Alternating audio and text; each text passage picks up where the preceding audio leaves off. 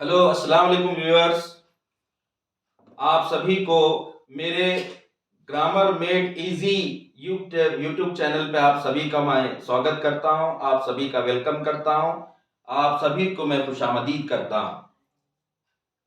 Dear viewers, हमने मेरे previous video के अंदर कंजुगेशंस के बारे में हमने डिस्कस किया था और उम्मीद करता हूं सभी व्यूअर्स को मेरी प्रीवियस वीडियो समझ में आई होगी। आपने उसके ऊपर मेहनत की होगी, डिस्कशन किया होगा, उसको लिख लिया होगा। आज दूसरी क्लास के अंदर हम जिस तरह हमने प्रीवियस वीडियो के अंदर मैंने ये बात बताया था कि इसके अंदर हमको रेगुलर वर्ब्स और इरेगुलर वर्ब्स कौन से होते हैं उनको थोड़ा सा हम डिस्कस करेंगे आज की इस क्लास में। आइए मैं ये बताता हूं कि गुज़िश्ता क्लास में हमारी प्रीवियस वीडियो के अंदर मैंने आपको कंजुगेशंस के बारे में बताया था। ये कंजुगेशंस क्या होते हैं, वर्ब के जो टाइप्स हैं वो टाइप्स को मैंने आपको प्रीवियस वीडियो के अंदर बताया। आइए हम इस वीडियो में इस क्लास के अंदर हम ये सीखेंगे कि इंग्लिश के अंदर रेगुलर और इरेगुलर वर्ब्स कौन से हैं और वो क्या इंपॉर्टेंसी रखते हैं। आइए मैं यहां पर एक टेबल बनाता हूं जिसमें मैं लिखूंगा हेडिंग में रेगुलर वर्ब्स।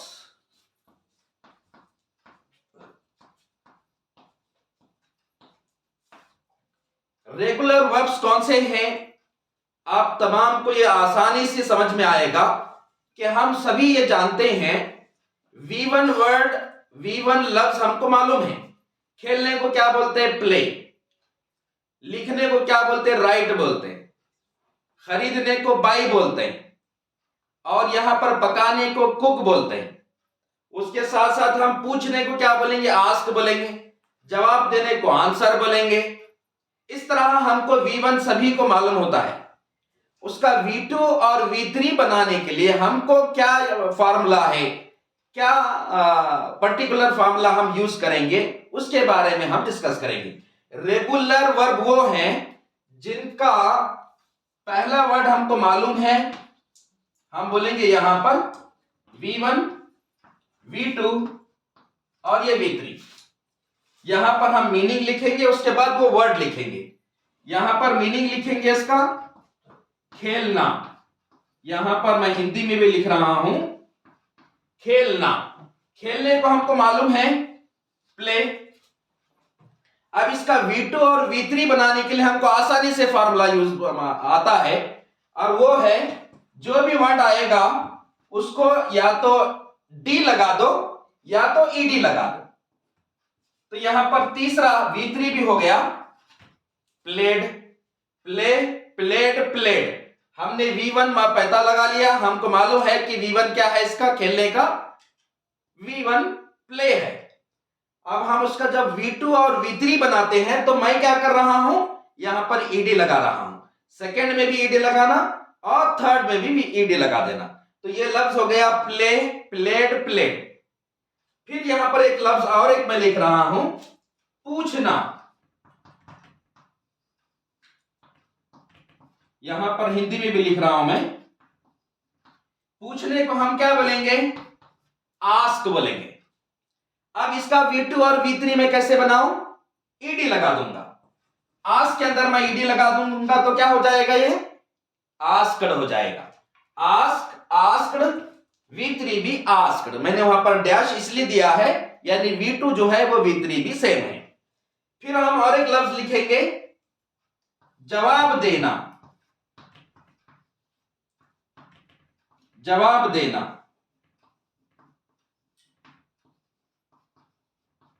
जवाब देने को हम बोलेंगे आंसर।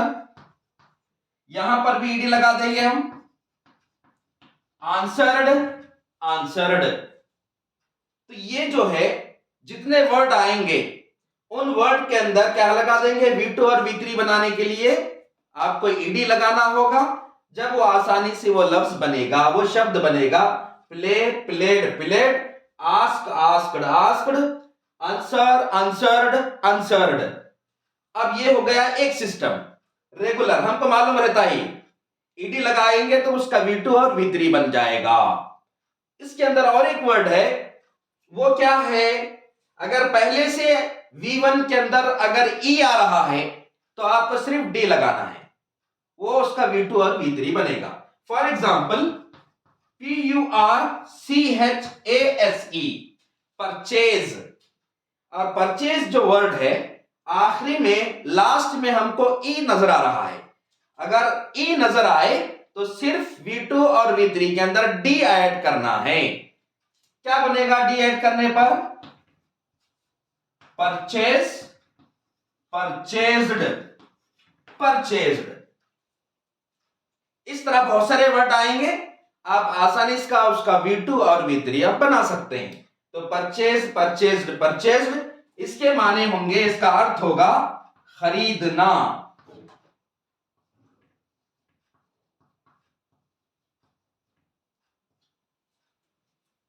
इसका अर्थ होगा खरीदना। तो आपको मालूम हो गया कि पहला जो सिस्टम है इसका, कि हमको V1 मालूम है, उसका V2 और V3 बनाने के लिए ईडी लगा देंगे तो हमको जो है V2 और V3 मिल जाएगा। तो play, played, played, ask, asked, asked, answer, answered, answered, purchase, purchased, purchased. और एक इसके अंदर सिस्टम है, अगर कोई शब्द के लास्ट में अगर वाई आ जाए तो वाई को निकालकर उसके अंदर V2 और V3 बनाने के लिए IED को ऐड करेंगे। फॉर एग्जाम्पल ट्राई है, TRY, ट्राई, इसका मीनिंग है कोशिश करना, कोशिश करना।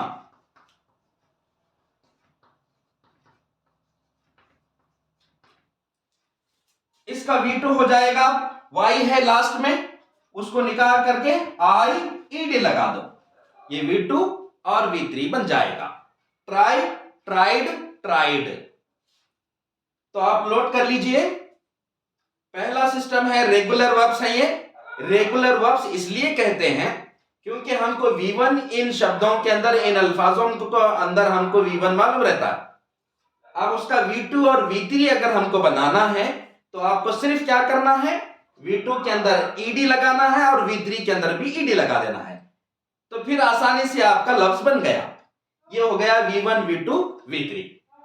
फॉर एग्जाम्पल दूसरा, आस्क, आस्क्ड, आस्क्ड, मीनिंग तो आप लिख लेंगे इस तरफ। फिर दूसरा लफ्ज, तीसरा लफ्ज हो गया आंसर, आंसर्ड, आंसर्ड। फिर एक सिस्टम के अंदर बोले V1 के अंदर लास्ट में अगर ई आ जाए, अगर ई समझ लो कि V1 में आ रहा है तो आपको केवल सिर्फ डी ऐड करना है V2 और V3 में। For example purchase, purchased, purchased, ये दूसरा सिस्टम हो गया। तीसरा सिस्टम ये है, अगर किसी शब्द के आखिर में, कुछ लफ्ज के आखिर में अगर वाई आ जाए तो आपको क्या करना है, वाई निकाल करके और उसका V2 और V3 बनाने के लिए वाई की जगह IED ऐड करना है। For example try, tried, tried. तो और एक शब्द मैं लिख रहा हूं, CRY, cry, CRIED, cried, cried. तो ये जितने भी शब्द हैं, ये सारे शब्द जो हैं जिनके अंदर आपको क्या देख रहे हैं, पहला ईडी लगा दिए, दूसरे में पहले से ई है तो हमने डी लगा दिया, और अगर वाई आ रहा है तो वाई को निकालकर IED लगाना है। तो डियर व्यूअर्स, आपको समझ में आया होगा, और ये सारे शब्द, ये 3 सिस्टम आपको याद रखना है। और जो ये सिस्टम को याद रखेंगे, जो ये सिस्टम के अंदर शब्द आएंगे, अल्फाज आएंगे, ये सारे शब्दों को हम रेगुलर वर्ब्स कहते हैं। क्यों रेगुलर वर्ब्स कहते हैं? क्योंकि हमको वो आसानी से हमको बनाने को आएगा इसे, जिसमें ईडी लगाना है और एक में सिर्फ डी लगाना है और एक जो है उसके अंदर IED लगाना है। For more examples, let us see more examples.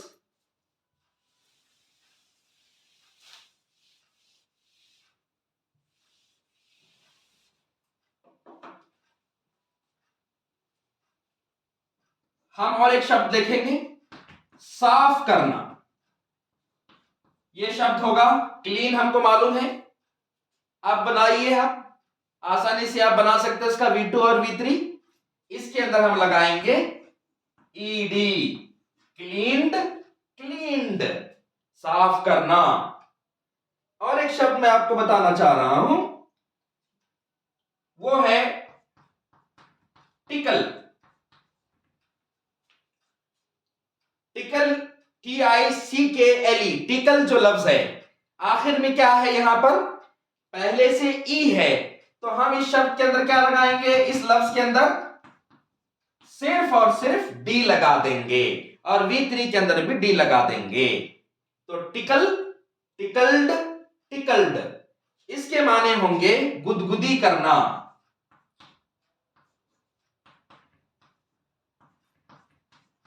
या गुदगुदाना।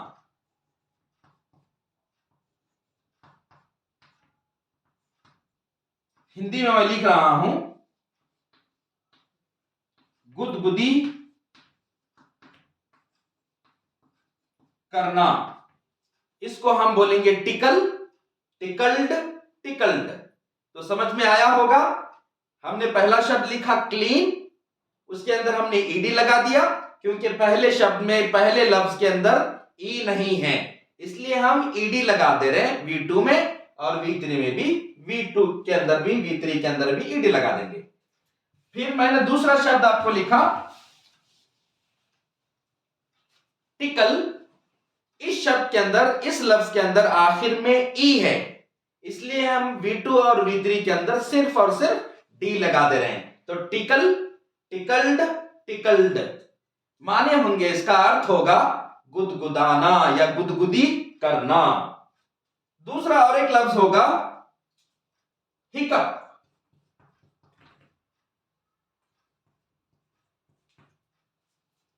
Hiccup, HICCUP, hiccup. अब यहां पर हमको मालूम नहीं है, तो हम क्या करेंगे, इसके अंदर इसका V2 बनाने के लिए हिकअप, अब यहां पर एक P है, तो यहां पर क्या आएगा, डबल PED, हिकअप्ड, हिकअप्ड। तो इसके माने होंगे हिचकी लेना, हिचकी लेना। यहां मैं हिंदी में भी लिख रहा हूं हिचकी लेना। हम लोग हिचकी लेते हैं ना भाई, इसलिए इसको हम क्या बोलेंगे, हिकअप बोलेंगे। हिकअप, हिकअप्ड, हिकअप्ड। तो हमको मालूम है इसका V1, उसका V2 और V3 बनाने के लिए हम ईडी का प्रयोग कर रहे हैं, ईडी का हम इस्तेमाल कर रहे हैं। इस तरह हमको आसानी से बनाने आएगा।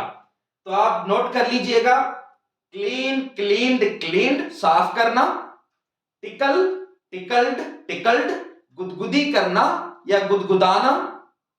तीसरा शब्द मैंने लिखा हिकअप, HICCUP, हिकअप। फिर मैंने डबल PED लगा दिया, हिकअप्ड, हिकअप्ड। हिचकी लेना, इसके माने क्या होंगे, हिचकी लेने के होंगे।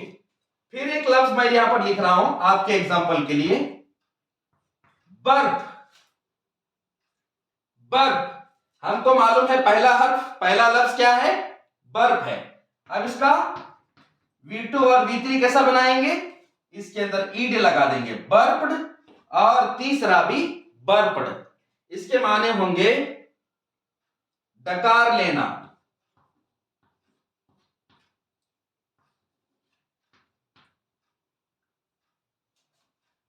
हिंदी में मैं लिख रहा हूं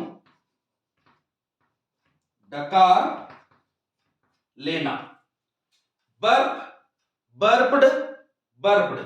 तो आसानी से हमको मालूम हो रहा है कि मैं कुछ शब्दों में ईडी लगा रहा हूं, कुछ अल्फाजों में मैं ईडी लगा रहा हूं, कुछ शब्द में मैं सिर्फ डी लगा रहा हूं। तो यहां पर आपको समझ में आ रहा होगा, डकार लेना, हम डकार लेते हैं ना भाई, उसको क्रियापद है, इसके लिए हम इंग्लिश में क्या बोलेंगे, उसको बर्प बोलेंगे। उसको ईडी लगा दो तो क्या हो जाएगा, बर्प्ड, बर्प्ड हो जाएगा। तो ये आसानी से आप समझ सकते हैं। तो आइए, ये हो गए थोड़े रेगुलर वर्ब्स, आपको समझ में आया होगा। अब इसके बाद हम डिस्कस करेंगे इर्रेगुलर वर्ब्स कौन से होते हैं। तो आप इसको नोट कर लीजिए, और जितने भी क्रियापद, जितने भी वर्ब्स आएंगे, आप इजीली आप उनका कंजुगेशन बना सकते हैं। अब आइए हम दूसरे शब्दों के बारे में पढ़ेंगे। अब आएगा इर्रेगुलर वर्ब्स। इर्रेगुलर वर्ब्स वो होते हैं जिनके अंदर हम ना ईडी लगा सकते हैं, ना डी लगा सकते हैं, ना आईईडी लगा सकते हैं। वो V1 अलग होगा, उसका V2 अलग होगा और उसका V3 अलग होगा। फॉर एग्जाम्पल, लेना, लेना हिंदी में मैं लिख रहा हूं, लेने को हम बोलेंगे टेक। ये पहले से ही है, बल्कि हम उसको टेक्ड टेक्ड नहीं बोल सकते। क्यों? कि ये इर्रेगुलर वर्ब है। तो आपको क्या करना होगा, इसका पास्ट टेंस टुक और इसका पास्ट पार्टिसिपल टेकन। तीनों शब्द, तीनों अल्फाज अलग अलग आएंगे, इसलिए इनको इर्रेगुलर वर्ब्स कहते हैं। टेक, टुक, टेकन। फिर एक शब्द लिख रहा हूं मैं, और एक लफ्ज यहां पर, देना। देने को हम क्या बोलेंगे, गिव। इसका पास्ट टेंस होगा गेव और इसका पास्ट पार्टिसिपल होगा गिवन। गिव, गेव, गिवन, तीनों वर्ड अलग अलग हैं, डिफरेंट वर्ड हैं। और एक शब्द मैं लिख रहा हूं यहां पर, जीतना। जीतना, मैच जीतना, इलेक्शन जीतना, जो भी जीतना बोलेंगे उसको हम बोलेंगे विन। इसका पास्ट टेंस होगा वन, इसका पास्ट पार्टिसिपल भी वन होगा। Win, one, one. इसके मीनिंग है, इसका अर्थ है जीतना। और एक शब्द लिखिए, तीरना।